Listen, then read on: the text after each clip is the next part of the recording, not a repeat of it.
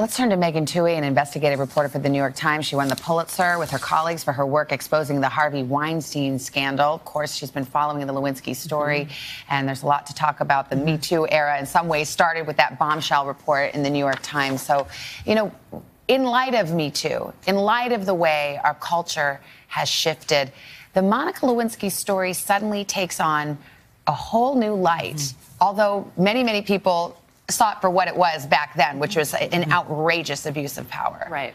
And I would say that Monica Lewinsky was certainly the most high-profile case of Bill Clinton's extramarital activity.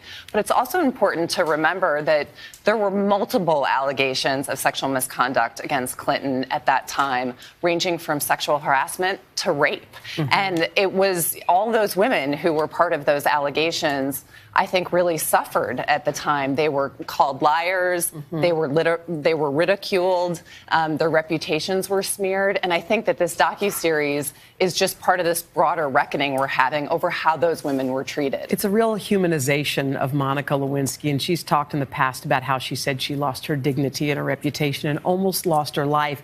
And in one interview, she talked about how her mother made her take a shower with the door open because she was afraid she'd do something. I don't think people realize the cost to her, like just the toll it took on her. I think that's absolutely right. That's one of the most profound details, I think, that anecdote about the mom being so worried that she was going to harm herself, that she wouldn't let her out of the site when those FBI agents were pressuring her to basically wear a wire and work to implicate the president. But I think it's also important to recognize that she has clearly talked about the impact of the Me Too movement. Right. For years, Monica Lewinsky has become this very vocal, outspoken advocate for victims of bullying. For many years, she framed herself not necessarily as a victim of Bill Clinton, but of all of the ridicule that she faced afterwards. And I think now... But she was always so careful. I mean, I think that's what's so interesting. She was always so careful right up until, I think, about last year, saying it was consensual and always to kind of own her portion of responsibility. But it seems like she herself is now looking at this affair in a new light, in new context. That's exactly right. It goes back to February when she penned a piece about this. She said,